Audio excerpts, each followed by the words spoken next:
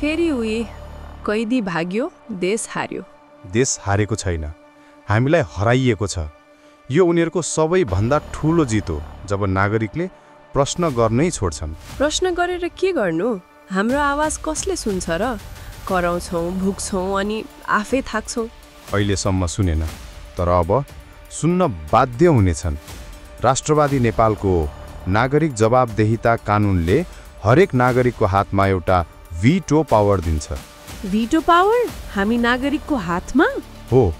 अब कुनै मन्त्री वा हाकिमले देशलाई धोका दिँदा हामीले छानबिन समिति कुर्नु पर्दैन। हामी नागरिकले नै उनीहरूलाई रातो कार्ड देखाउन सक्छौँ। हामीले नै? यो त लोकतन्त्र होइन, जनतन्त्र हो। अब कारबाही गर भनेर बिन्ती गर्ने होइन, कारबाही गर्ने अधिकार नै फिर्ता लिने हो।